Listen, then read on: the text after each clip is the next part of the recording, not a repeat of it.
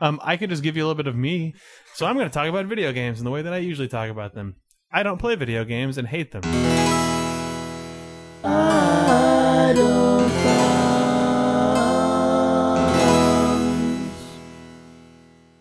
Games, video games, video games, video games, video games, video games, video games, video games, video games, video games, video games, video games, video games, video games, video games. It's October 7th, 2009. And this is Idle Thumbs 46. And I'm Chris Remo. I'm Nick Brecken. And I'm Jake Rodkin.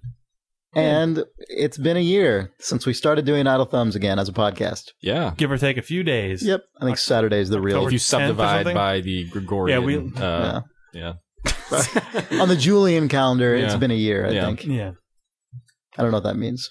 No. Someone does, and we'll tell you why it's not a year. Yeah. Yeah. But Yeah. So it's weird that we've been doing this for almost a year. with very few gaps, I don't think we actually expected that to occur. Yeah, we think we missed.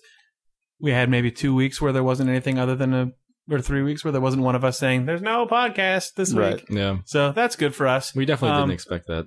We didn't expect us to be so. There's probably audio awesome. of us. There's probably audio of us like on Chris's computer, not expecting that at From all. the first Right, episode. yeah, saying, right. Well, This'll it's- never last. Yeah. Yeah. Well, we're shit and hate everything about this. Yeah. But that didn't happen. So now you can hear us patting ourselves on the back for the first Woo. 5 minutes of this episode. Yeah. Hooray for us. Yeah, that's Good your job. reward.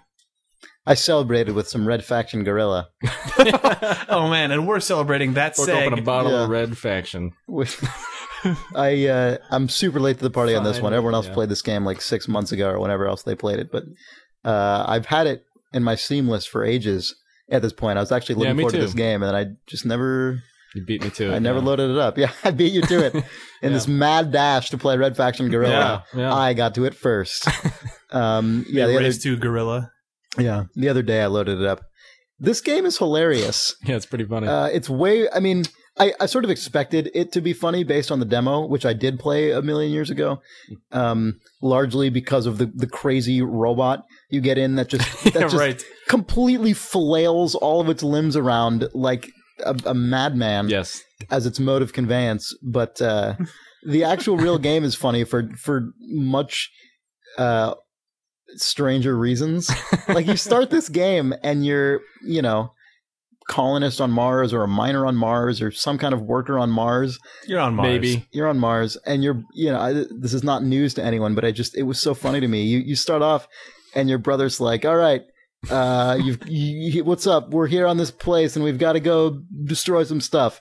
And immediately, of course, what you start doing when you load up this game is just swinging your big ass sledgehammer like a crazy person. Because what else are you going to do? Yeah. And as I'm having this conversation with my brother in the game, my character's like, I'm no terrorist, as I'm just completely demolishing this building with my big hammer. And he's like, no, I'm not either, but we've got to do this. And you're like, I'm just doing honest work here. As you're just Like knocking knocking down. over cities. Yeah. It's amazing. There's like, the best part about it is that the story is done completely straight.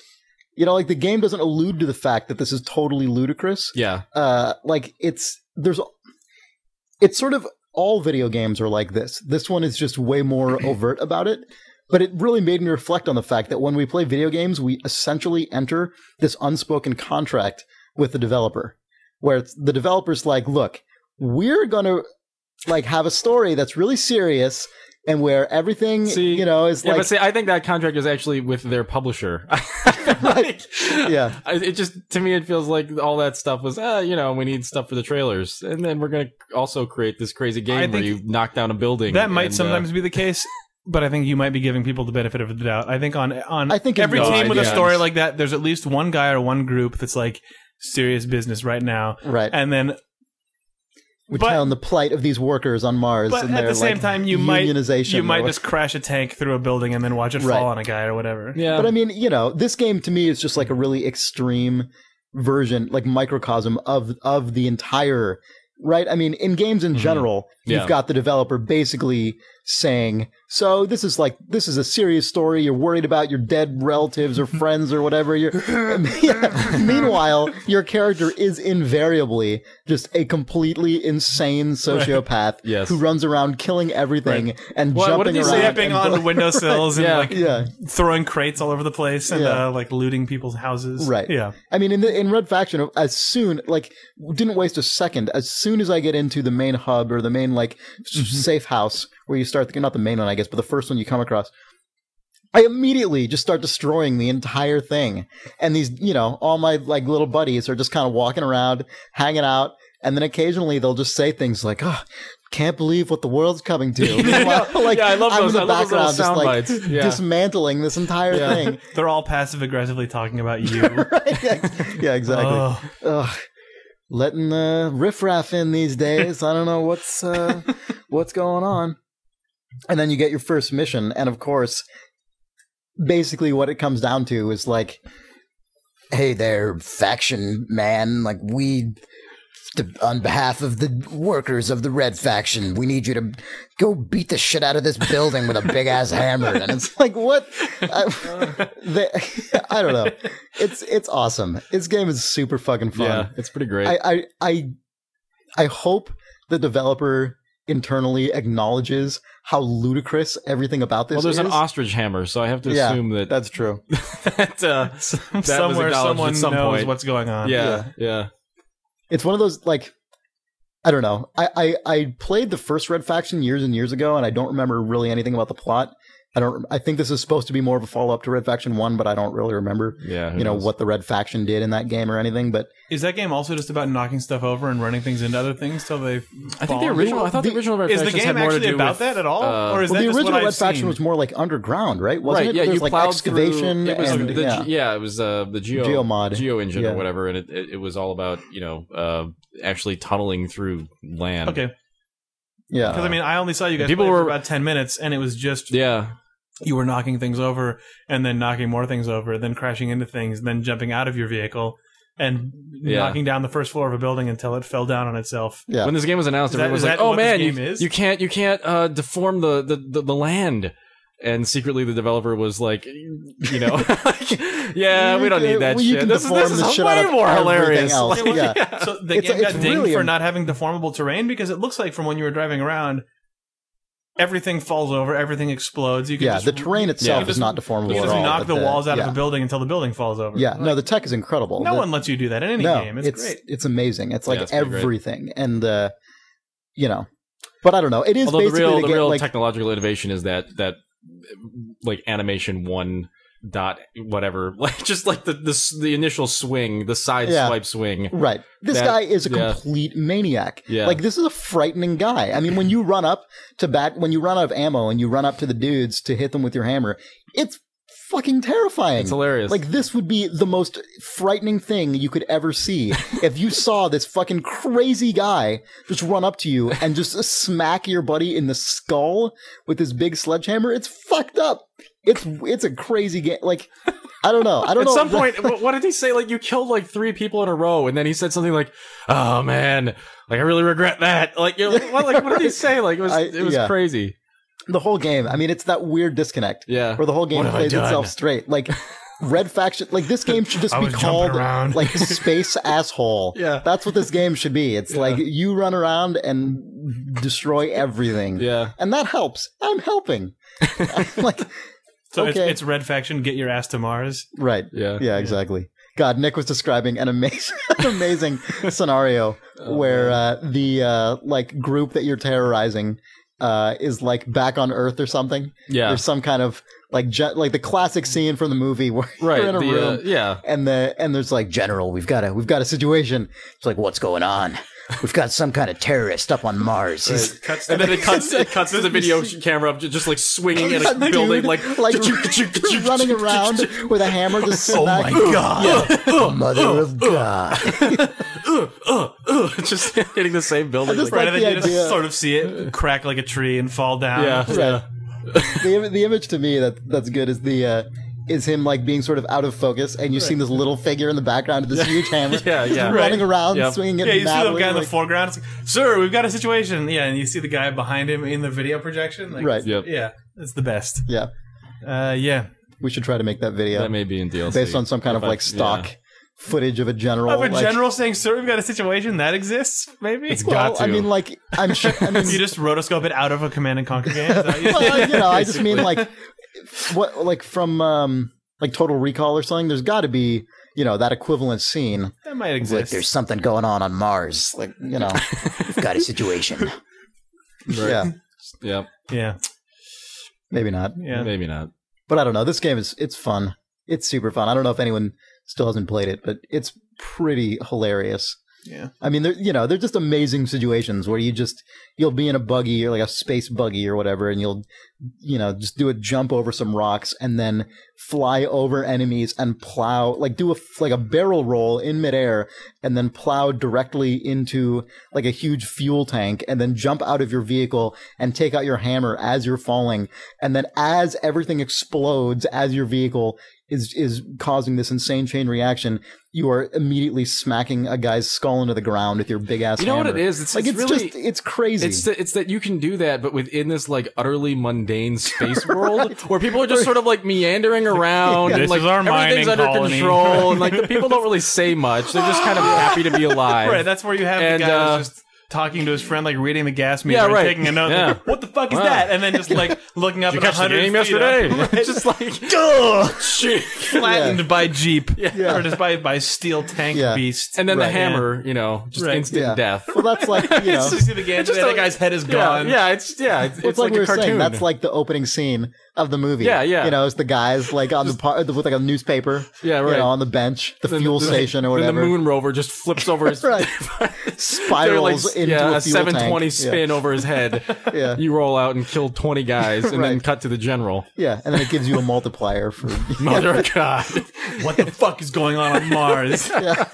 Right, and then it cuts up to the guy. Just I don't know. What the shit? You see that guy just spinning past with his hand. This is like this is what it must be like for the dudes who are mining in an RTS.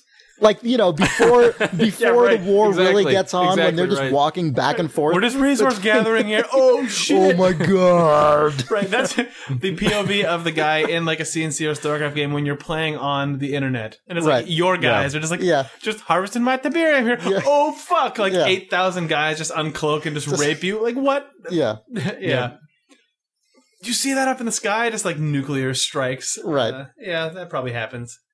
They should have this game. They should be, like what Eve is doing with the like guys on the ground. Oh yeah, right. This is the Eve game. This is like that part of that. Right. You've got to just mine the shit out of everything. While that would be fucking hilarious. Eve is so it's like dead serious, right? All these space nerds like collating their accounts and subtracting decimals. Sort of the giant Citizen Kabuto of MMOs. Right, where one guy is Kabuto, but he's this guy instead of flipping guy. Well, it's like oh shit, what's the PSN downloadable game with the moon and everything?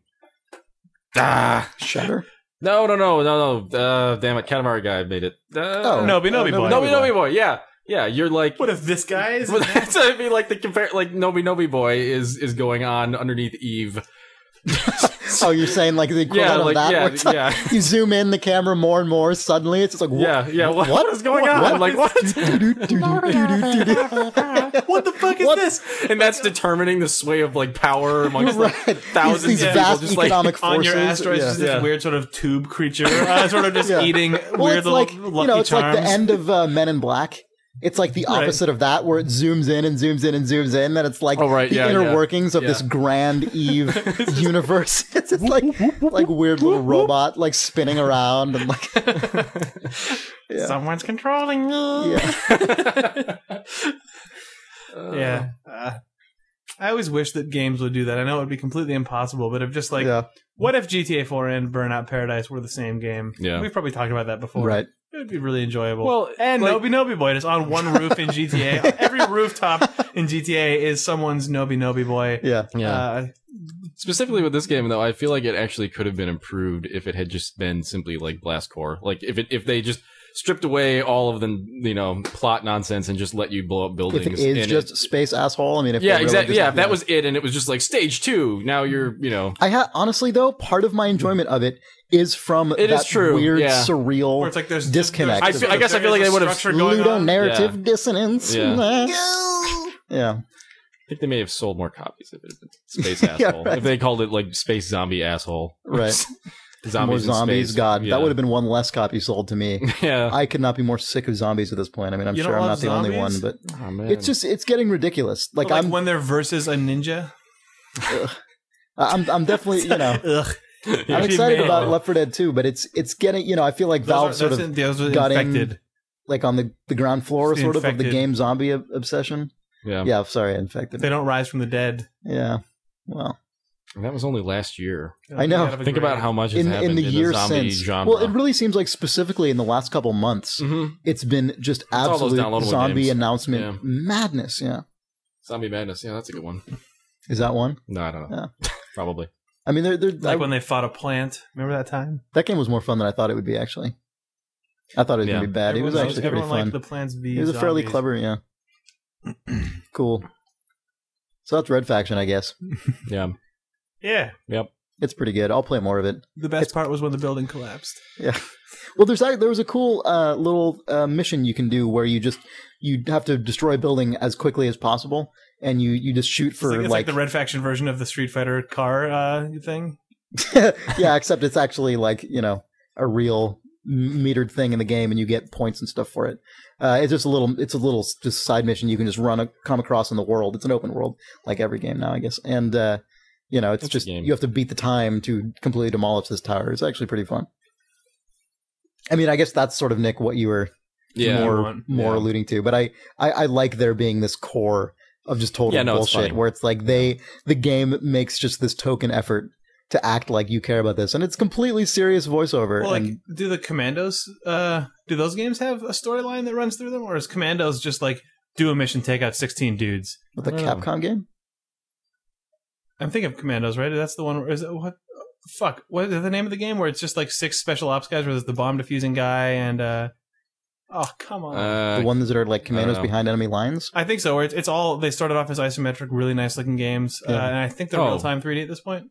Oh yeah, I've never actually played those, but I know what you're talking about. Yeah. Okay, never mind. Because that is a game where it is just sort of about solve a sort of situation in a specific way. You pick the guys you want. Right. Yeah. But I don't think that it's like that Red Faction is not like that. Yeah. No, but I mean, just it's a game where you are deployed to do certain things. Right. But I don't think that it's like Frank's got a drinking problem or whatever. It's just like, I see. I'm a heavy weapons guy. Yeah. Anyway, never mind. It's sort of I know what you mean. Halfway between like missions and like chapters. Yeah, but I mean, the game still sort of has character and a feel of a world, but it doesn't try to have right. There's just no to my memory. There's not an ongoing narrative. Right. So it's not just a puzzle game or destroy a building in 45 seconds. Yeah, there are actually fairly few games like that now.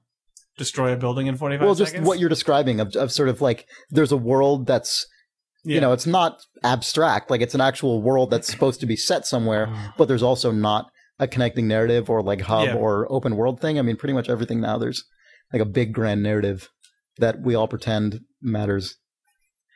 It makes games good. Yeah, I guess so.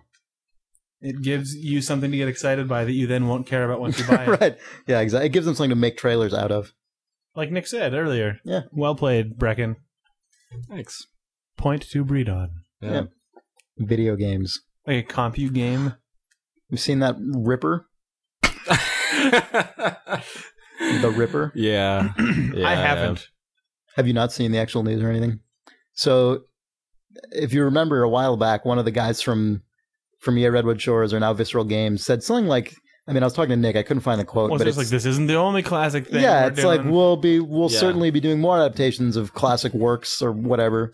The classic works of Jack the Ripper? Well, I think what they basically meant, we decided, was just sort of general historical on like malarkey. public domain knowledge or writings or So they're gonna free content. They're gonna hardcoreify. Yeah, it's like a license, but you don't need to pay a license. Yeah, exactly fee. right. But they can still basically call dibs on it, right? By just being the first one, like the first one to sink this many millions into Dante's Inferno, sort of guarantees Activision won't.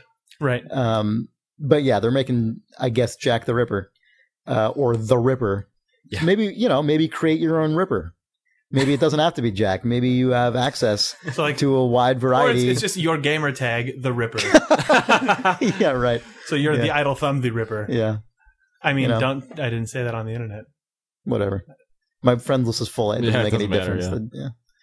But you can rip also, the shit out of things. idle thumb. Sorry. Do you have the description? I don't have it on me, but I mean, I want to first, before we actually read the description, I want to admit that even after Dante's Inferno being what it is, and whatever your opinion of that game is, it's fine. But even after that, I was trying to think, how do they make a Jack the Ripper game? And I'm like, well, they're not going to make you be Jack the Ripper, right? I mean, they're not going to make you be the you didn't think murderer. Is that not what it is? Because that's what I thought it would be. I thought it would be period manhunt. You really? Yeah. Well, it's not either of those things really. And so, but I was trying to think. Are you an inspector with a dark past? No. And so I'm like, how could they, even though it's that team, I was still trying to be like, this could be an amazing game. If you're actually trying to track down this killer and there's like crazy, we were talking about detective games just a couple of weeks ago. Right. I mean, there's amazing stuff you could do with this. And then of course, I think Destructoid has a bunch of details from the game. We don't actually know if these are confirmed, but they probably are. They're probably real. So the semen floor is rising. What? Nick, do you have that? Yeah, have it loaded up? I have it. Yeah. I have it now. So this isn't confirmed, but here we go. He's a supernatural slayer. Damn it! Already awesome here. Protecting people from demons, vampires, and other evil monsters. And prostitutes. What? Well, I mean, that's who he actually killed. And seeing as how this is Visceral Studios, don't expect your typical played out demons. Instead, imagine a cross between the monsters from Dead Space and Dante's Inferno. Wait, so Jack will have an assortment of over-the-top weapons to take on these demons, and we're told gameplay involves a special ability that lets him slow down time too. Nice. They're covering the bases. So, I barely got that out. So it's Dead Space meets God of War meets Dead Space. Max Payne. Meets Dead Space. Yeah, right. Because that's got sort of the slowing down. Yeah. Well, no, because I mean they said it's Dead Space meets Dante's Inferno, and Dante's Inferno is Dead Space meets God of War. Oh God. Right.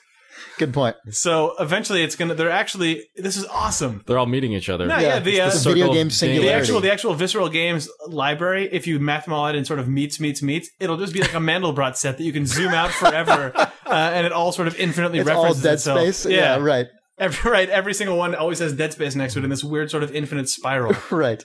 I can't wait. Yeah. Like 20 years from now, it's going to be amazing. God. Their master plan will be unveiled. You don't even want to know what Dead Space 2 is like. That game is like a recursive explosion of insanity. Dead Space meets Dead Space 2. What? Meets Dante's Inferno. Meets what we think the Ripper is going to be like, probably. Meets Dead Space 2. What? Meets Dead Space, what is it? Extraction? Meets Dead Space Extraction. Dead Space meets Dead Space Extraction meets Dead Space 2. Meets God of War. You gonna keep going with this? Meets DJ Hero. Oh, okay. Probably one of these will at one point. Meet DJ Hero? I'm so, yeah. Hello. Awkward. God. We have nothing in common. Man. Yeah, right. But, I mean, I assume you guys saw the IGN, like, Music Hub. Yeah. Jesus. The music The Musi Chub. I'm pretty sure it says this separate than the Guitar Hero thing? No, this is their Music Hub. Oh, get this! They're the same thing, but that's why eyebrows were going up. No, because there was a site that they launched maybe like a month ago before Guitar Hero 5 came out that was specifically all Guitar Hero stuff. Oh, well, then I guess they renamed it to Music Hub. They just rename it. It's musichub.ign.com. Musi Chub. People are.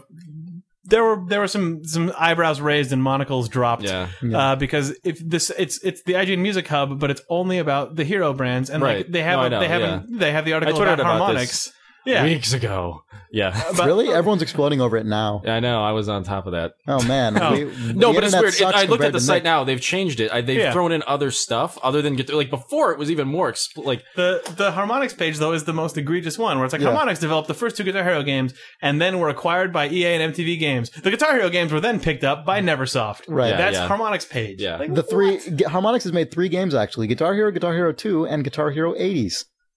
In case you're wondering, they've made 3 games. It says so on MusiChub.ign.com. So that's pretty amazing. Anyway, the Ripper.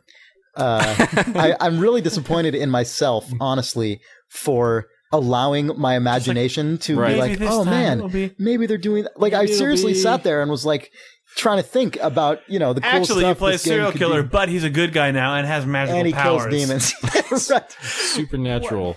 It's like he has magic powers. Yeah. Why not? Yeah. Right. What they meant to call it the Wizard. Or the Wizard. The Wizard? Yeah. Yeah. R-I-Z-Z-E-R. It's just a simple, it was like a cipher substitution. It's a sort of ARG to find out the true title of the game. Yeah. What? You're a supernatural character in, sort of living in history who fights demons and protects people. Named Mr. Wizard? It's the Wizard. No, the Wizard. The Wizard? That was like Cockney slang for the Wizard in, in olden Victorian times. era London. Yeah, that's when wizards were around, I'm pretty sure. Yeah, probably. 1880. Yeah. I think that was the age of the wizard. The steampunk wizard. The age of wizardry. It's well documented. Yeah. Well, it's hard to follow because Jesus was born in year 1, not 0. Right. Moving on to the Ripper. Yeah. I think we moved past I don't even know what to say about the River. Yeah. So it's dismaying to me. It's maybe they're just laying a false scent, and actually that would be amazing if they leaked false gameplay details to Destructoids, so just they could blow people away later with the real good Jack the Ripper. Just kidding. You're not a supernatural wizard who fights demons that we call Jack the Ripper. It actually is about Jack the Ripper, and it's interesting. Right. Good one, EA. Well played. Oh. Yeah. Amazing. Yeah. Won't happen. No. What an amazing. Okay, weird. It's especially, it's impressive too that video games are outstripping comic books to just make the most retarded versions of everything. Yeah. It's, you know what I mean? It's like, I don't know. What if Sherlock Holmes was a rapist? Yeah. But, I mean, you look at like other fictional. Jesus fights his way out. Like, I don't know. Right. You thought it ended on the cross. Oh, God.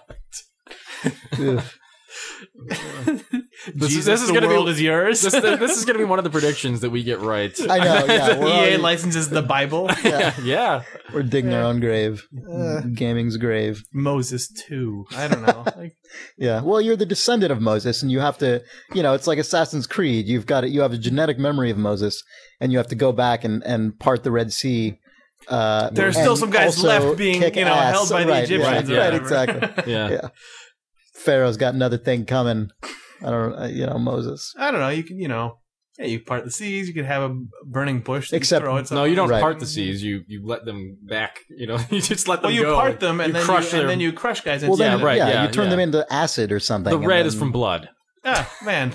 Like plagues could be unleashed. Yeah. You unlock them. Well, it's like BioShock. The plague of locusts comes out of your arm.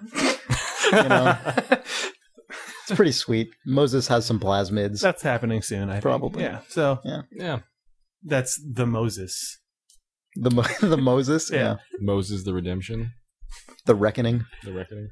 Well, we got off on this stuff way too much, apparently. Yeah. Here's what's bullshit. Derp, derp, derp, derp. Unfortunately, it's always bullshit. True, though. Yeah. I mean, it's not far off from what Moses is public domain. Yeah, they could do it. Anne of Green Gables. I don't know. Well, I mean, that was really what I was thinking when they were talking about Jack the Ripper, because I'm like, he killed what, like 5 guys or 5 women? Yeah. And I'm like, how the hell are they going to do? Like, are you going to be him and just kill 5 people? Visceral Games would never do that. Are you, going to be the guy who chases him? Except Jack the Ripper has like lackeys that you have to just kill constantly all the time. That's They all have sort of like nails through them and stuff. It's condemned, right? But it's just like once you get this far away from anything resembling, why do you even That's what I don't understand. Why because you people even will be bother? like, "Oh, did you hear they made a Jack the Ripper game?" But this time, squiddly-boo, squiddly-doo, he's got crazy smoke hands and stuff. Probably, he probably shoots crazy smoke effects that look like the medic thing from Team Fortress, but they're white, and they turn someone into a dust ghost. I mean, you know. And people have nails sticking out of them, guaranteed. Yeah. He's basically. And at the end of the game, you realize that you're actually living in the present, controlling Jack the Ripper in virtual reality. His unknown grandchild or great grandchild. Yeah. I wonder if this stuff is at all a response to Assassin's Creed. Of like, look at all the crazy press they got from it being in the Crusades. Wait a minute, Jack the Ripper. But wait a minute, he's way more. That's shit. So it's cool now. Yeah. Right. Yep. Like, Dante's Inferno came from that. I don't know. It probably didn't. Video games. You're just gonna say that between every segment this time. Just sort of video games. I don't know. That was a new segment. Have you guys read From Hell, the Alan Moore book about Jack the Ripper? I read the first third of it, and then it sort of faded away. It's sitting next to my bed with a bookmark in it. It's pretty awesome. I would recommend it. I'll finish it. It's really probably now that we've had this conversation, I'll finish it. So So you can see what get myself psyched up for the Ripper. Yeah, right. Exactly. Yeah. I think they based it on that, so I don't know. It's really good. Cool. I just wanted an excuse to tell people that there's the concept of it is really interesting. Just that the idea of it's a constant argument in sociology and crimes being sort of a product of their society, and the idea of the reason people commit crimes is because they grew up in this environment and then they're exposed to these variables or whatever, and this is the reason why crime is higher in this area, or why this person who was raised in this family. This is stuff that Alan Moore likes. Yeah, but it's interesting. It's an interesting like hypothetical way to sort of try to deconstruct the Jack the Ripper thing by being like, what about this time created this person, and like what were the repercussions or what was the like environment and context. I don't know. It's super interesting. And that I was thinking about it today, and it kind of just made me more bummed about Jack the Ripper, like Ghost Demon Killer edition. But whatever.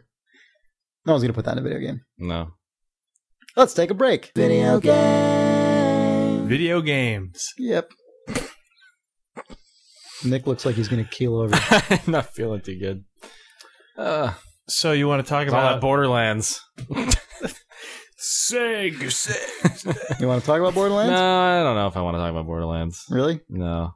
Just want to say a little bit, just a little. I play Borderlands. You know what? People should send in questions about Borderlands. All right. And I will answer them. Questions at idlethumbs.net. Yeah. Subject about Borderlands. I'll talk about Borderlands next week. Okay. Well, I think there's like a secondary embargo that goes up next week. Yeah, it'll be a good time to talk about it. Okay. The border bargo? Yeah.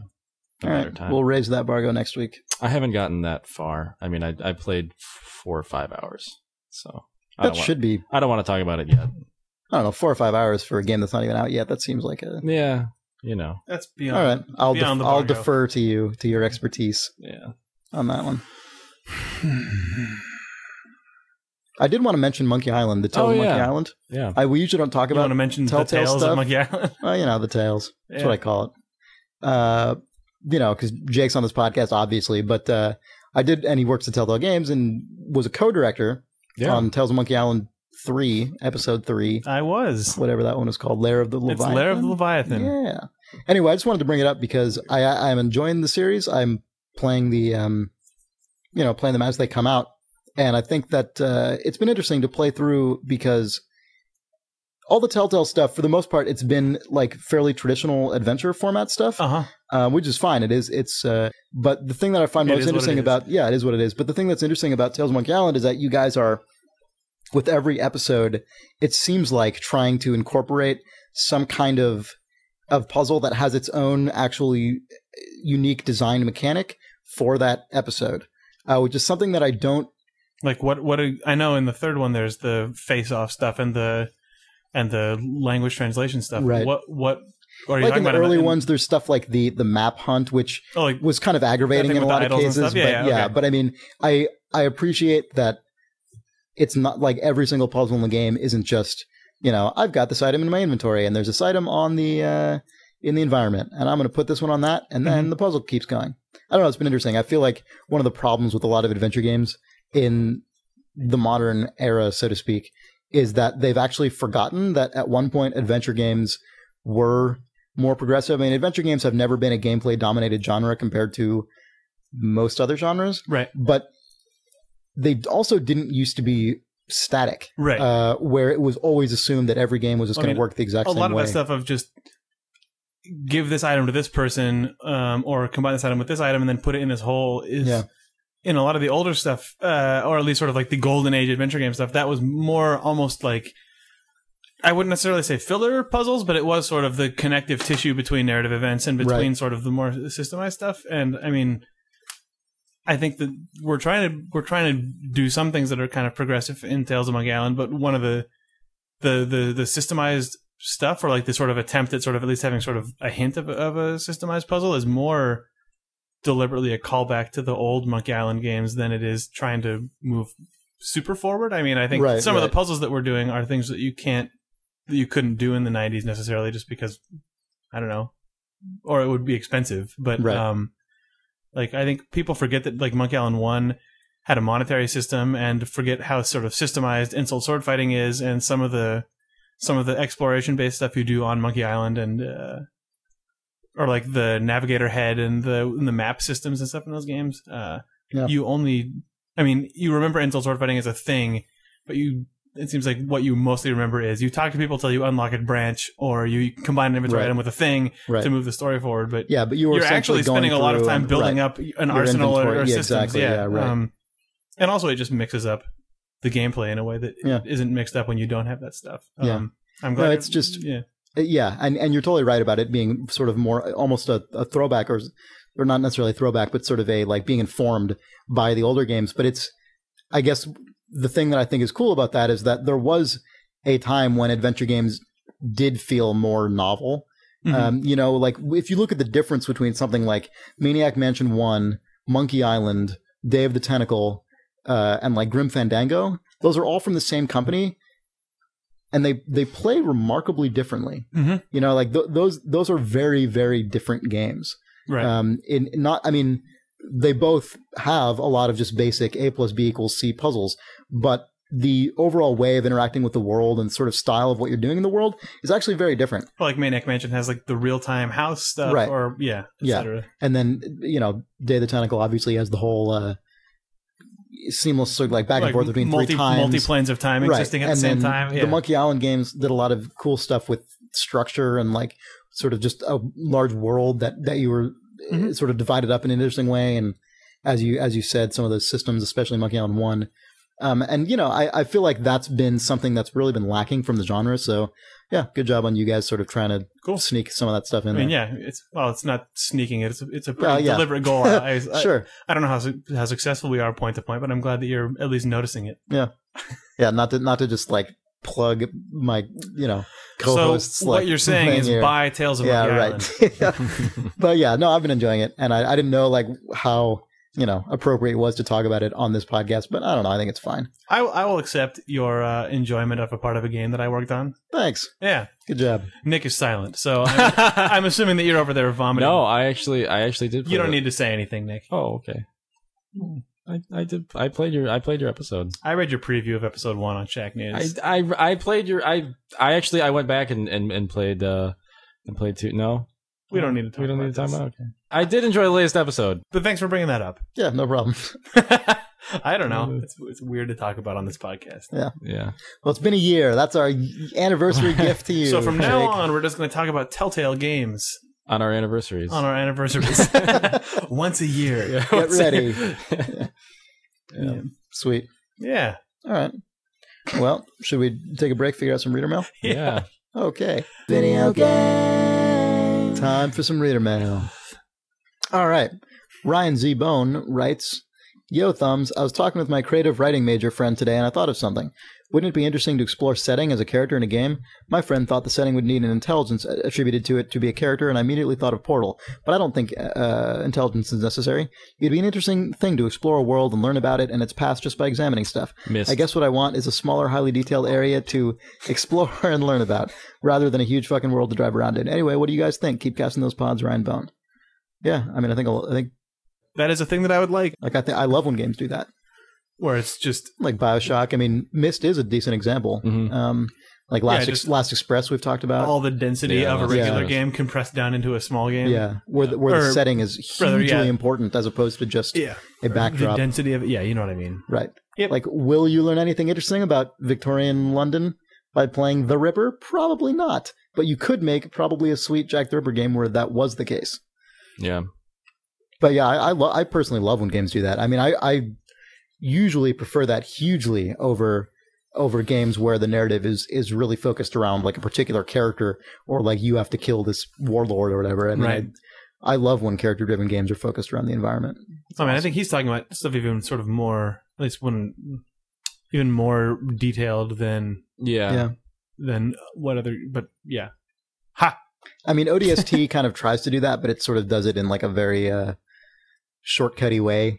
Right. Where they just show your character inferring those things instead of you, the player, actually inferring anything. So that doesn't really count at all, but that's the structure they guess we're going for. Right. Yeah, I like stuff like that, though. I think games are really well equipped to do that theoretically. But you actually have to have an interesting setting for that to work. Especially first-person ones. Yeah, exactly. Generally. Yeah. Where your eyes and hands are the same object, basically. Right. Unless there's a gun in your hand. There usually is. Yeah. And in your eye. God, that'd be crazy. Gun eye. Like first-person laser vision? Blink to fire. Has that ever happened? Blink to fire. Just whenever your eyes are open. Yeah, Natal will do that. Oh, God. Jake just mimed blinking. Didn't come through in the audio. But lasers were coming out of my eyes every time they opened. Yeah, it was amazing. It was crazy. Because we've got a Project Natal dev kit here at Idle Thumbs. Right, of course. We weren't included in the press release when they said which publishers are getting on board, but I think that was just an oversight. So yeah, basically, we have a weirdly traumatized Milo running during all these episodes. He just watches us make these casts. He's our AI director. Yeah. All right. Talk about Borderlands next week, Milo. I want it now. David Cole writes, achievements gone wrong. I just caught up with the rest of the world and bought a 360. As a big Thumbs fan, one of the first titles I picked up was Far Cry 2. Now, the whole concept of a console-wide achievement system was brand new to me, but this really seemed wrong. My best buddy died in a firefight after saving my life. I tried desperately to revive him, but he'd lost too much blood. He died in my arms, and I gently closed his eyes. Achievement unlocked. Good night, sweet prince, appeared on the screen, pulling me out of the moment completely. Whether achievements are good for games like Team Fortress 2 is arguable, but this is obviously bad, right? I agree with him. Don't look at me. I hate all achievements. Okay. I'm the king of hating achievements. I don't mind achievement systems, but I do wish that in a game like this where I don't want that sort of thing popping up, I mean, can you turn that stuff off? Or is it just, you can choose what corner of the screen it shows up on, I think. Oh, no, it's developers who can choose that. Maybe you can, and we're idiots, but I don't. In general, even aside from the notification, I think that stuff is pretty goofy. I mean, it does the exact opposite thing games, I think, could be trying to do more, which is make you care because you care, not because the game tells you care. Yeah. I mean, this is exactly why we have shit like, in Red Faction Guerrilla, it's hilarious, but in a lot of other games, it's just stupid. And this is the reason why. It's because the game doesn't need you to care about anything. It only has to tell you your character cares about it. The achievement popping up is sort of like, you are seeing through the Matrix and suddenly behind Far Cry 2, it's actually just Joust or something like that. Like, what? Right. Points? What is this? Yeah, exactly. High score. Yeah. Yep. It's awful. Also, apparently, this is a game where you close the eyes of someone who dies. Yeah. So take that guy from 2 weeks ago. Or right. Yeah. Far Cry 2. Yeah. It is the future of games. Close his eyes and he stops shooting. I don't mind achievements, but yeah, I don't like when their presentation layer jumps in front of the part of the game that I actually care about. Yeah. It's like, your belief was, or your disbelief apparently was suspended. Right. Buh-doop. Yep. What? Dang. What? I have a weird thing about achievements where sometimes I'll get sucked into them and I'll start doing this idiotic, meaningless task until I get the little message that says I completed this arbitrary measure of things. But then I look back and I'm like, that was a complete waste of time. I just spent longer on this game for no reason. It didn't add anything to the experience. I have that, and yet I felt compelled to do it at the time. It's like the worst of both worlds. I have that gene. I mean, like when I can become obsessed over finding loot. Gene. Yeah. But it's achievements have never done that to me. Huh. It's just I'm impervious to them. That's cool. That's nice. I find no use for them. Yeah. Yeah, I mean, my favorite kind of achievements are the ones that you get just for doing a cool thing. Right. And not for... I would much rather they be reflected in-game with... You've unlocked a Beatles video, or you have a new level to look at, or something like that. I think, just like I don't need the overarching gamer score. The ones thing. that are the most frustrating to me are the linear progression achievements. Those are the ones that I wish wouldn't pop up. Oh yeah, oh yeah, you've reached you're gonna have a buddy who dies, whatever. Good night, sweet prince, or whatever. Yeah, like the Beatles ones. Well, you don't necessarily get that. I guess okay, but you mean the ones where it's like you beat level 2. Just anytime that it's tied to a narrative beat is frustrating to just me. in general, just like whether or not it's completion. Yeah. Just don't.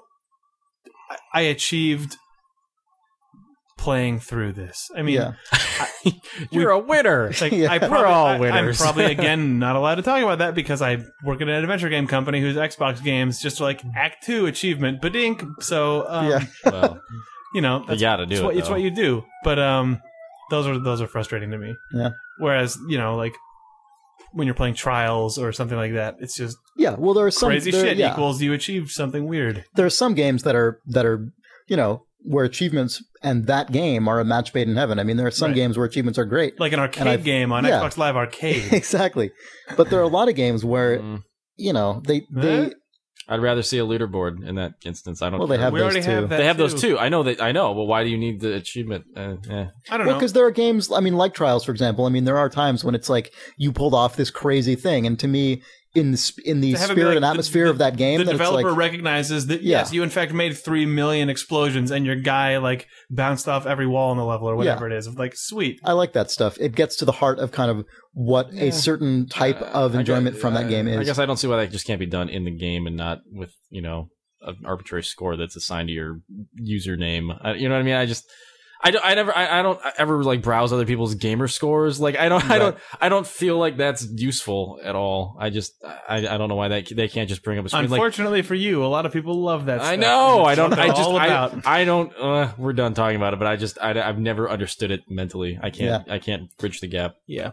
Well, yeah. I mean, I certainly can't care about that because most of the stuff I play is on PC, and so I guess some of the stuff like Red Faction Guerrilla has. I've noticed I was getting achievements for that, and Batman also. It has Steam achievements. Well, Steam achievements are one thing, but it also has games for Windows Live. Games for Windows. Yeah. Usually they don't. Usually games don't have both of those. They'll have one or the other.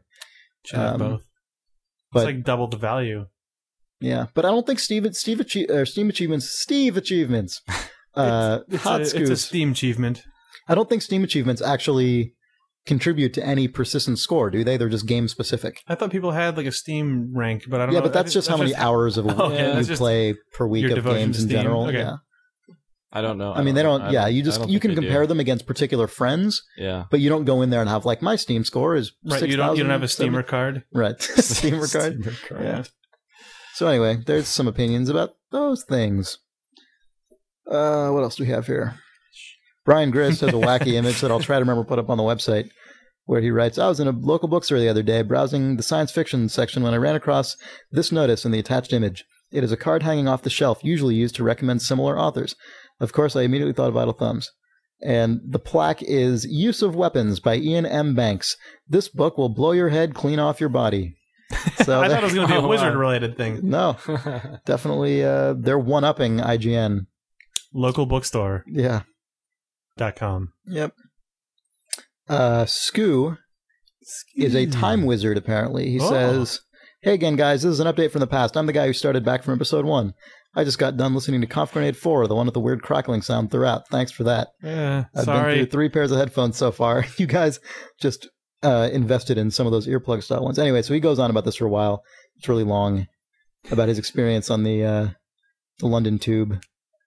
Obligatory Cockfoster's name drop goes here, he says. Anyway, he goes on and he has an actual question. He says, the main reason I wanted to email you guys is to make a gaming confession. I'd also like to hear yours. My confession is that I've never played any of the Katamari games, none of them. I haven't even seen someone playing them. For some reason, I've gone out of my way to avoid contact with that series. The more I went longer without playing them, the more it seemed like I missed the wave. He keeps going for a while. He says, am I going to miss out on things if I don't play them in order? Am I too late to revel in what seems like a gloriously insane game? So he's got 2 questions, I guess. He wants to know, which Katamari game he should play, and he wants to know what our missing links are, I guess. Just play the original. Yeah, for Katamari, just play the original. In order of my recommendations go in order of their release. Play the first one if you can't get a hold of that. Maybe because you're in Europe, and I don't know if that first one ever actually came out for PS2. I think it was late. But yeah. We Love Katamari is probably the second best one, and then I think after that, Kaito Takahashi didn't make them, and he you didn't work on it anymore. Yeah. Get the first one. The first one, that was the only one I completed. The second one I think is also really good, though. It is really good, but I definitely had that thing where, I'd play the first game and it was this mind-blowing, surprising, awesome thing, and then I played the second one and I'm like, this is still really fun, but I've heard from people who got into it after the fact that the preference is towards the second one, but if you just want the coolness of experiencing rolling things up and getting bigger, and then you roll up the entire world, that's the first one pretty much from start to finish. Yeah, the first one's really good. You're not missing out. It's an awesome game. Yeah. In terms of gaming shame confessions, I have still not gotten past the first screen of Metal Gear Solid 1.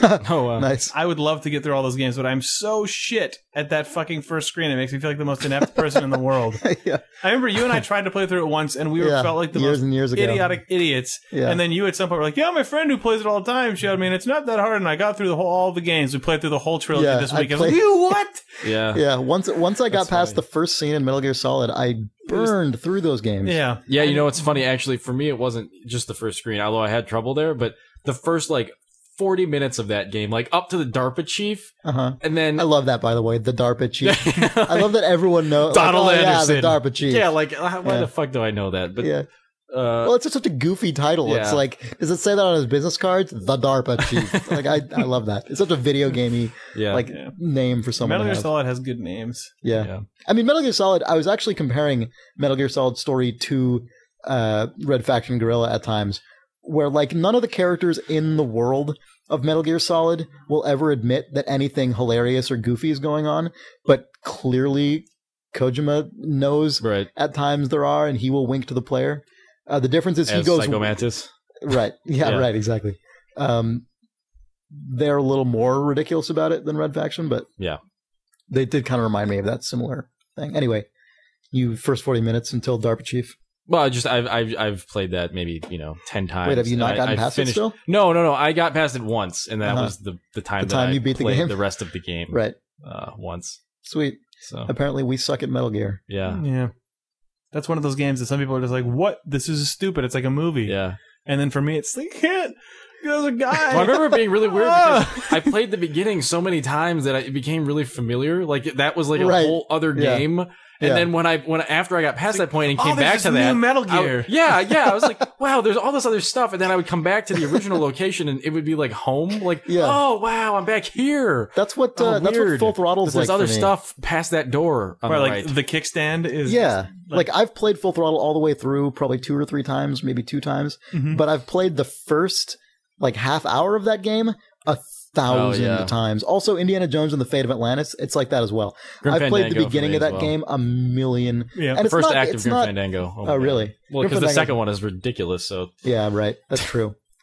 And it's not because they're hard games in those cases. Yeah. It's just they're games that I love so much that every year or so I'm like, I should load that up and play it, and then I'll play through it for half an hour and be like, that was really cool. Anyway, I'm gonna go have dinner now. I sometimes do that with books where I'll just restart a book that I like, and then you get a quarter of the way through. It's like, oh yeah, all right. I remember why I like you. It. Yeah, right. Yeah. That feeling has returned. All right. Yeah. I probably have a lot of nasty confessions. I probably just games that I've played maybe for an hour and just never played anymore. I have a lot like that, I'm sure. Yeah. I've never completed Deus Ex or Thief, which are fairly large holes. I forget if I completed Thief. I definitely played Thief and loved it when it came out. I loved it, but it blew my mind. I probably loved it for a day, and I don't think I played a whole lot. Deus Ex is another one. It's a game that I was really into when I was playing it, but I only got a few hours in and then just never picked it up again. It just sort of faded out. I was like, wow, this is pretty cool, and then just This is the kind of segment that causes people to. I'm sure they're just like, you don't even know what a game is now. Fuck these guys. Unsubscribe. Steve I've never played Duncan an Ultimate game. just like, Never played an Ultimate game. That was the one I was going to say. Actually, was Ultimate. Yeah. I've never played any Ultimate game. I was reading. Played an Ultimate game. Yeah. Let's just cancel this podcast. We need to stop. Next email. Mario. Never. Well, I feel like a lot never owned a game console. This episode, this might have to be... This is a shameful... All right, well, that guy asked, and we're saying all these things, but we've played every other game other than the ones we've just named. It's funny. I've played a fucking lot of games. Like, I mean, it's, games are hard like that. But, it's like, there are so many games, and they take so long that it's like if you're gaming sort of history and the way you grew up playing games is just a few degrees different from someone else's. It's amazing what a huge you difference. may have just missed this giant chunk of what is now an essential thing. Like I wasn't even really aware of Ultima until years after it was relevant. Same. I was reading, but the thing that the reason for me Ultima is one of those. Like I feel like a lot of the early Guerrilla Ultimas probably are not that necessary. I think they're more important, but probably not things that are as in line with necessarily what I feel like I need to play. The one that really kills me always is Ultima Underworld, because that came out when I was playing PC games, and in a lot. And you just it's one of those, and it's one of those ones where everyone from Looking Glass, which is a studio whose games I absolutely adore, Looking Glass, and that, which came from a lot of Origin stuff to begin with, and they made Ultima Underworld, but like all those guys, who later spread out to all these really interesting studios, Irrational, even Harmonix, like Ion Storm, all these studios whose work I find incredible and interesting and fascinating and like really important. Whenever you read about the games that influence them, they're always like, yeah, man, Ultima Underworld, that game blew my mind. Yeah. I couldn't believe what was going on in this first person crazy thing. And that is one of those very few games that I still haven't actually gone back and played, that I still am bummed that I wasn't on that wave when it was there, when my mind would have been most extremely blown. Yeah. I don't know. Yeah, that one bums me out. There are games that I heard about that were, got hype or were talked about as good, but I didn't follow games well enough. And now at this point, since I work in games or talk about games or write about games, it's just expected that I somehow, when I was magically been in the right place. 13, I had the best taste in the world. And knew every game that was going to actually change the world. And I mean, I've gone and backfilled a lot of stuff, but there's still plenty that I haven't ever hit. Yeah. And that is, I think a decent number of people have that degree of shame, but it's just always with different titles and different people. So there's always something you can be scandalized about that someone hasn't played. It's impossible to, There's so much stuff to play. I made a really concerted effort in like the, early mid 2000s to really catch myself up on console. And I think I did. Yeah. Well, a little before, like right before when I was hired at Shack, it was as console editor. And it was in the years leading up to that I sort of gained the fluency with console gaming history to the point where I could be a console editor and be credible about it. But like, I basically had to sort of give myself this weird history lesson in console games where I went back and played tons of old stuff. I bought a bunch of old consoles. I tracked down all these games. It was kind of cool. It was interesting, but it's fucking hard as hell and really time consuming because games are long. Yeah. Yep. And there's a lot of them. And if you don't, if you didn't just happen to play the exact right thing when you're growing up, it's like, how do you know that was supposed to be the thing? Right. It's not like movies where it's really easy to just rent like a bunch of Fellini films or like get yourself up on Kubrick or whatever, Hitchcock, and fill in the gaps. Like that's super easy. Right. Really hard to do that with games. On that note, I guess someone else writes an email, says, why didn't you guys play Ultima? What? Patekmo or something writes, Dear Thumbs, I decided to ask a real question. My question is, what are your favorite retro games?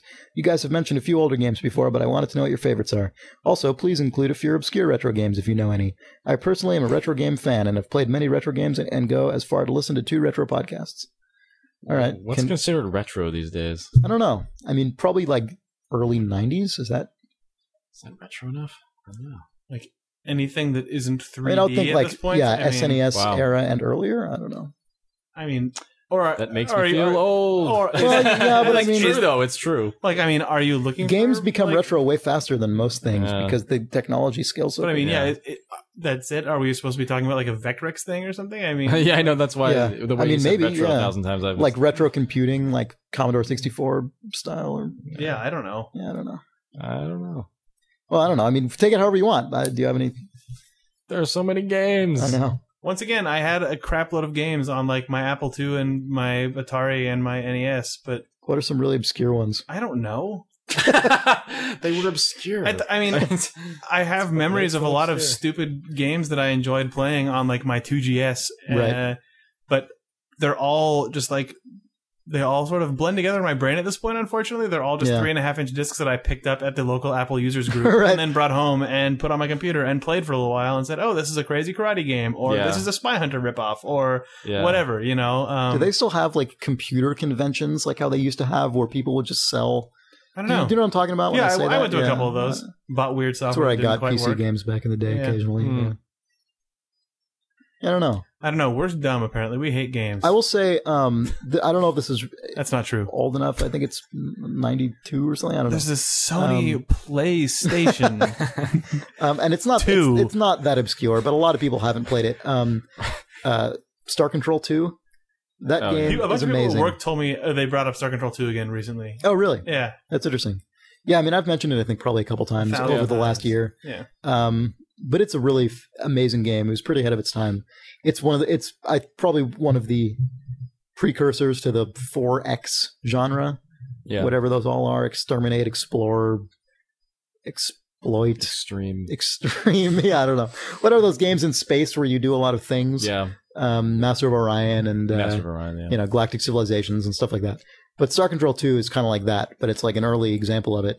And it's super, super cool and really cool. It's got a cool sense of just lighthearted sense of humor, kind of a, I don't know, almost a whimsical quality to the alien design and all the ships and everything. It's a great, awesome game. And there's a freeware port supported by the original developer called the Urquan Masters. Anyway, it's cool. It's fun. Good game. Old game. It's fun. Good old games. Good old game. I don't know. Castles 2. Also previously discussed on this podcast. Yeah, I'm trying to think back. I don't know. The old Duke Nukem side-scroller games, I liked those back in the day. Yeah. I mean, is that stuff, I guess that stuff is retro. I don't know. Yeah, I don't know. Like, I have to adjust my brain when I think of PC gaming and retro, my brain is always like when PC shareware developers saw Super Mario Brothers. Like Elite and stuff like that. Elite is like 25 years old or something now. Crazy. Yeah. Mule. That's actually one I've never played. I've never played Mule. Yeah.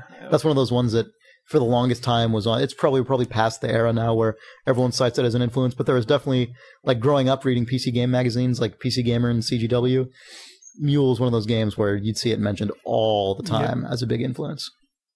The whole Chris Crawford era of game design, right? When PC games were trying to model all these really crazy systems. Yeah.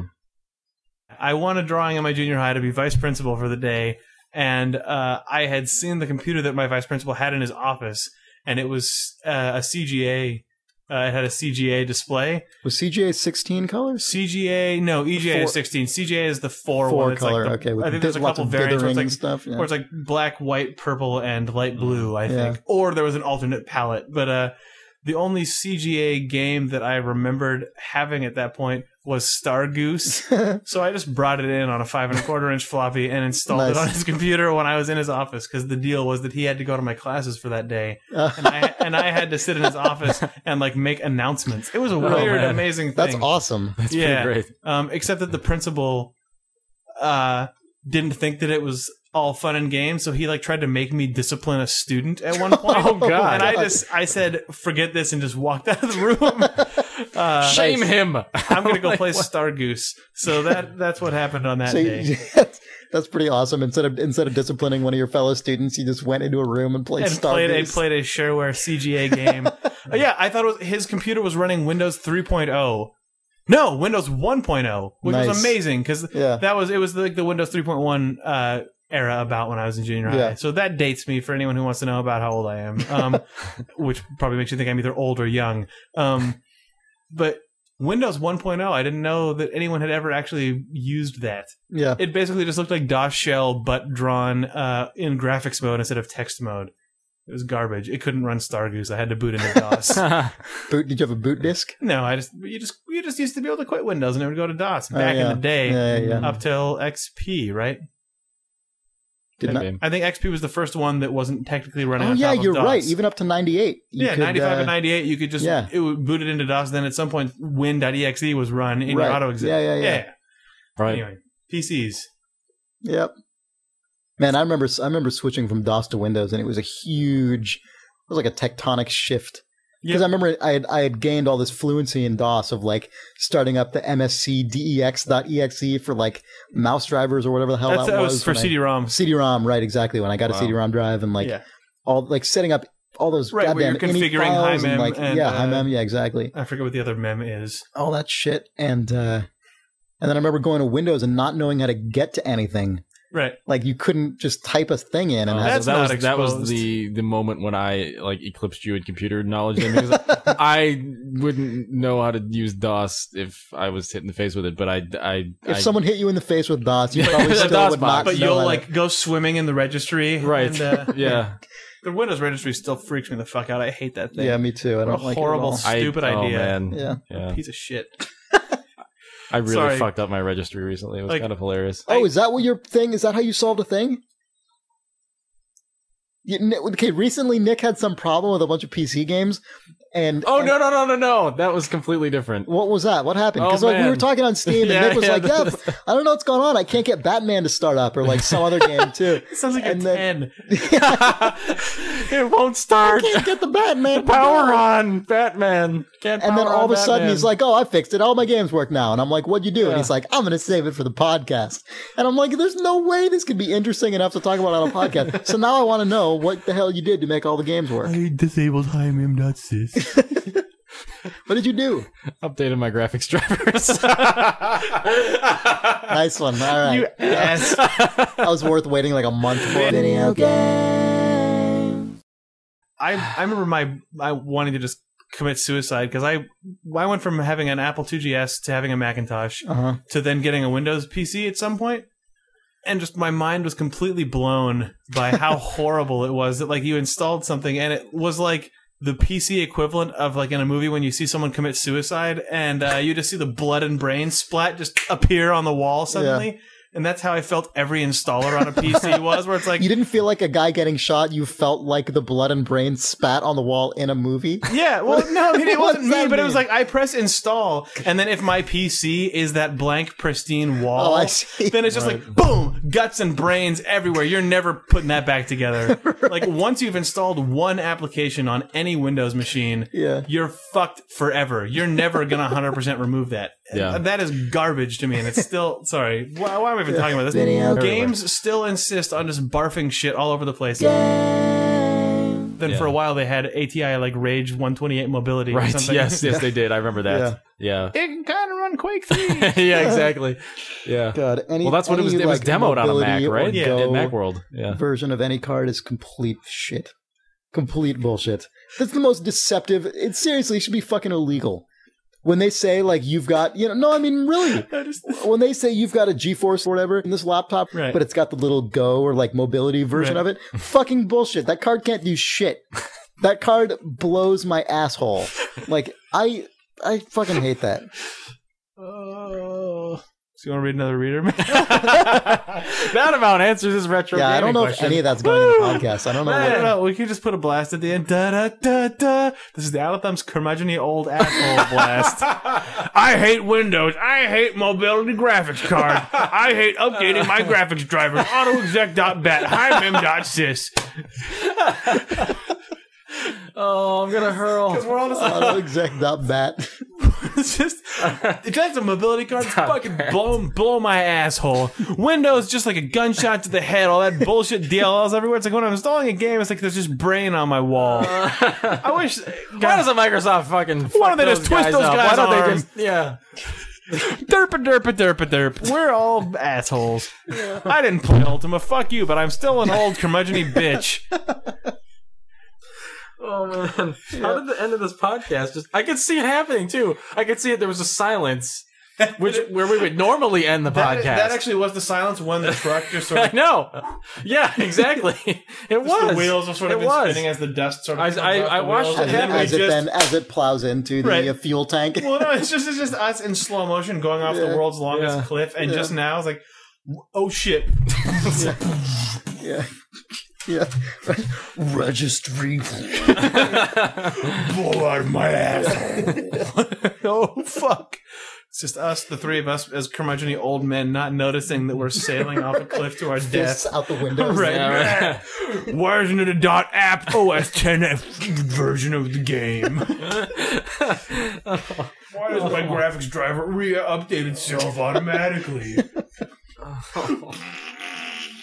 And then we exploded in a big pile of feces, flaming turds. Video game. Here's another email. Hey, Chris, Nick, and Games. I recently watched a TV show about games called Games Wipe on BBC 4. Although I'd like to claim it as my own observation, a sitcom writer called Graham Linehan said he thought computer games were fascinating because every facet of them is improving apart from the storytelling. His theory on this was that game writers had stopped reading books and their only inspiration came from films. He cited GTA Vice City as a classic example of this.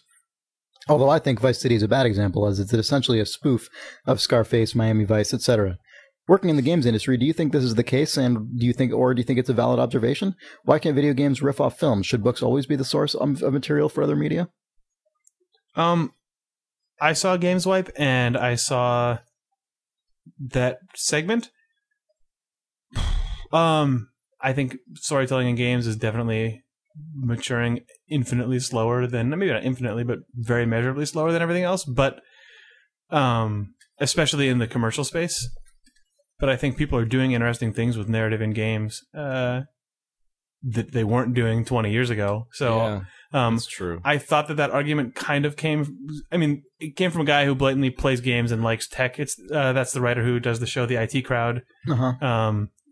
But it also felt sort of like, why don't games grow up? I'm a writer, and I don't see traditional writing in games. Therefore, there's no narrative exploration happening in games. And also, it seemed like it came from a guy who plays a lot of games, but who plays a lot of games that are AAA console games, and then says, why isn't there amazing narrative work occurring in this? So, that said, I think it's also a fair point that the people who are working on those games probably are not as, or like the writing in those games does feel like it is basically just, I saw some movies and here's some sweet shit from those, or I'm a writer who can't get work in the films industry, so I'm contract writing this game. I mean, I haven't seen Games Wipe, but I mean, I guess my take on that would be, I certainly don't see anything wrong with taking influence from film. I guess my main issue is that most games seem to be drawing from the exact same films, and they seem to be using the exact same style of dialogue and like delivery and settings and everything, like premises, and they're all blockbusters. It would, but I mean, not all. I feel like a lot of them. All those games are the game equivalent of a blockbuster film as well. So that's true. Sorry, finish your point. I was just going to say, certainly one of the filmmakers most frequently cribbed from in games is Tarantino. Mm-hmm. And I think that the thing that sort of bums me out about it is that the game guys are pretty much always, it's been countless times I've been at a preview event or something, and one of the developers on the game will be like, yeah, man, we saw this whatever Kill Bill, or we saw this or that or whatever Reservoir Dogs, and we thought that was amazing, and could we recreate that that same atmosphere? And the thing that bums me out about it is that Tarantino, when he made those films, is always working from a much broader array of influences himself, filmic as well as others. Whereas you get to the games, and usually the guys are drawing from the filmmaker's interpretations of these other things, and as opposed to having that same breadth of. Yep. I'm sure I'm dumping on a lot of faces inadvertently. I'm sure there are plenty of game developers who have lots of really interesting interests and diverse influences, but it definitely does seem like games are kind of a tier removed in a lot of cases, where they're cribbing from the guys cribbing from further from the sort of trunk of like cultural origins of all these ideas. Yep. Yeah. And it would be nice, and whether or not that's true or not, it would be nice to see games that seem like they're less direct in that, Yep. It would be. Go ahead. No, nothing. Oh, I was going to say, off your point about these games are blockbusters, I think that's also kind of interesting, just that no one expects Armageddon to have good writing. Sure. Mm-hmm. That said, people expect it to have competent sort of fun writing, and the sort of game that should be written like Armageddon usually instead tries to be written like a Stranger in a Strange Land or something like that, or like where someone thinks they're writing like a super sweet sci-fi, but it's like you're not. You're writing a fucking Jerry Bruckheimer movie. Right. So, the novelization of Armageddon. But then the video game equivalent of that is, yeah, fuck you, I'll take your stupid mission. Like, also, Bruce Willis never says that in Armageddon either. So I guess, I mean, the writing is just bad. I don't know. I think it's... I don't know. We might just be in an era right now where the technology has gotten to the point where we can play the movie. You know what I mean? You know, where you get the kid who comes home from the movie and wants to be that guy or play that experience. Yeah. And I feel you can basically do that. Right. Yeah. I don't think before the last decade or so you could really do that. And I wonder if that's just being explored at the moment and hopefully will be less explored later. Yeah. But like, yeah, I don't know. I think there's an I'm just now depressed that like that Killzone 2 doesn't try to have at least the writing competency of Bad Boys 2. Yeah. Well, yeah, I don't know. I don't really know what stuff like Killzone 2 is shooting for, and honestly, I don't. I mean, like what you were talking about is that it is a game where it's just a bunch of dudes running around blowing shit up all over the place. Yeah. Maybe games should try to have stories that are tonally appropriate to that. More, I mean, there's movies that do a great job of that. They're not my favorite movies in the world, but I think that's tonally closer to the experience that players have when playing those games. And then the game on top of that is pretending that it's, you know, going for the same territory as like Solaris or something like that. Yeah, I don't think it's. I think you're probably exaggerating, but okay, maybe I am.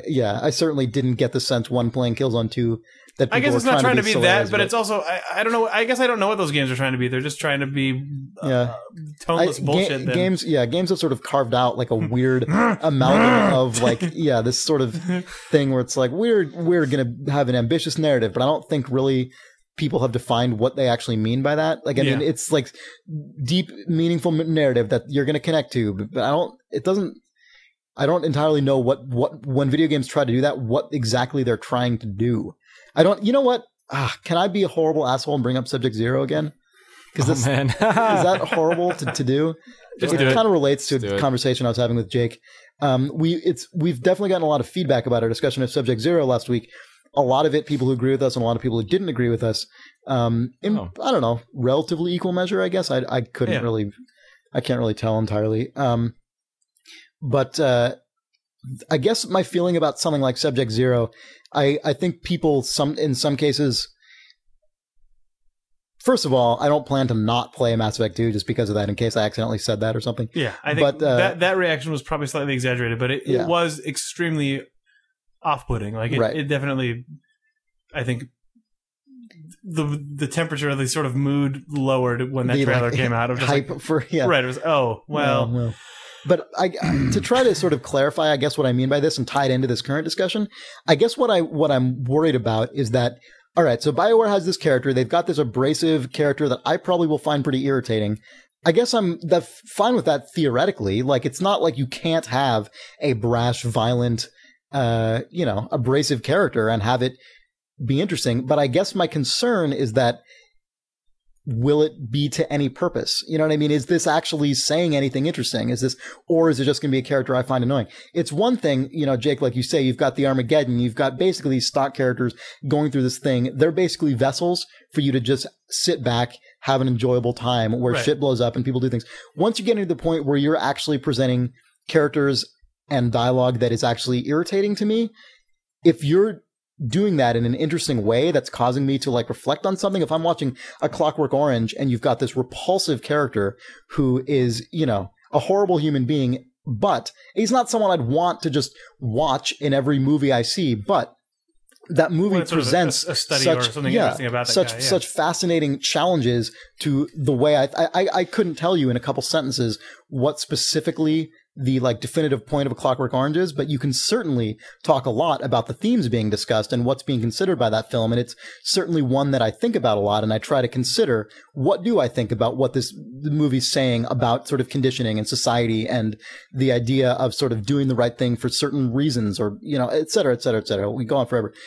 I guess my feeling about Subject Zero is, to me, it seems like it's just going to be stupid. It just seems to me like it's going to be a character that went through some experiment or went through some test, just like a million other ones have in a million comic books and a million movies and a million whatever else, and is just going to be abrasive. And I guess I don't have a lot of a lot of expectation that BioWare is actually going to use that in the service of something interesting, as opposed to just say, we're pushing the envelope by having a super extreme hardcore character, which is not something I give a shit about in my video games. I don't, I find it more off-putting than anything else. And it's not that I inherently cannot tolerate or stomach profanity. We swear up a storm on this podcast. Right, or just even a character of that type. Yeah. It's just, I have my doubts as to what end that will be put there. That's all I really meant about Subject Zero, I guess. We'll see. I'm still going to play the game.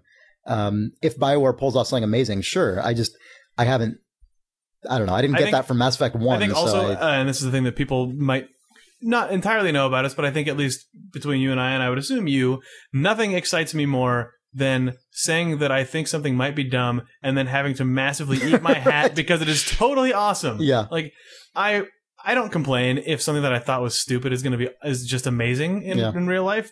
Fuck. If Subject Zero is actually like the crazy linchpin of the story secretly and is this amazing character development that says crazy stuff about whatever else they're trying to say in the world of Mass Effect, best. Like, whatever. That's rad. Instead of last episode, I said I won't play it. Now I say that I'll buy 10 copies of Mass Effect 2. So take that. Yeah. I suspect that won't be the case, but we'll see. Yeah, I don't know. I would like it. I'm going to play the game anyway, so, feel free to blow my mind, BioWare. Okay. Oh, yeah. And this guy also goes on to say, I'm going to be totally self-aggrandizing here. Chris Ramo was excellent.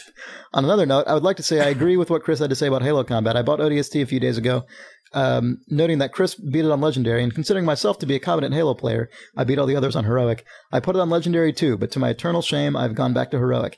Anyway, the moral of the story is that Chris Remo's not shit at video games. I know it's shocking to me too. Anyway, thanks for the cast, James Hiller. So there's that. Ha! Sometimes I'm good at a video game. Idle Thumbs is over now. It's over. Thanks for listening to us for a year. Those of you who actually have been. And this is our final episode. We committed to 1 year, and we have fulfilled that obligation. Nick is now going to go barf. He's been holding it in this whole time. Video game. Vincent Pella from Infinity Ward saying, with Call of Duty 2, we were dead set against it being World War II. But Activision really wanted it, and so we did it. They did it for dev kits for consoles in exchange for they did Call of Duty 2 as a World War II game so that they get it anyway. And then it goes on. So you get dev kits. Dev kits for we always wanted to be on consoles, and Activision saw us as more of a PC developer. And something I'll add to that. Activision also did not want Modern Warfare. They thought working on a modern game was risky and thought, oh my god, you can't do that. It's crazy. They were doing market research to show us we were wrong the whole time. Which is just kind of... Whoops. Yeah, whoops. And that's such bullshit. They can't take... The big risk for Activision is we'll take our shooting franchise and put it in a different timeline. Also, I mean, that's a big risk. Well, on top of that, I guess you guys can develop on a console. Yeah, I guess. Right. Yeah. But only if you make another World War II game. Yeah. That's pretty much where that would have went if we'd done it on the podcast. But there it is. I'm glad that Infinity Ward just... Attention! This is what's happening with us right now. Attention. Yeah, right, yeah. Bullshit. Yeah. No, it was kind of weird that they did that. They like saying that sort of thing, though. They like... Yeah. Was that from Senior Super Douche Guy? Or was it from a different guy who said that? Different guy. Oh, you sound like you're just... If you talk too loud or get too animated, your body will just rebel. And I'm afraid of laughing because my stomach is just grinding away. Sorry, I really hope that you laugh and start barfing. It hurts. Sorry, laughing and crying and vomiting at the same time. This thing has video now. Right? Oh, God. Tune into youtube.com/idle videos to watch Nick laugh, cry, and barf at the same time while reading this reader mail about Anno 1404. Laughed, barfed, and cried at the same time, IGN.com. You'll laugh, cry, and barf if you're Nick Brecken. Not IGN.com. Yeah. All right. I liked that someone updated the IGN. Was it you who updated the IGN Twitter feed? It was just like, don't go here. Or like, Rock Band, what's that? IGN.com. Yeah. I was like in the middle of doing that, and then someone else did it. Yeah. I wanted it to say musichub.ign.com as the attribution. Oh. But whatever, doesn't matter. It was good. like that the quote is rock Musi Chub. Yeah. Musi Chub. Yeah. Has anyone else said that? I haven't seen anyone say it. Hopefully it's the new ODST. Musi Chub. Yeah. That's what it looks like every time I see it. M-U-Z-Z-Y. Musi. Je suis le grand bête. Je suis la jeune fille. IGN Musi Chub.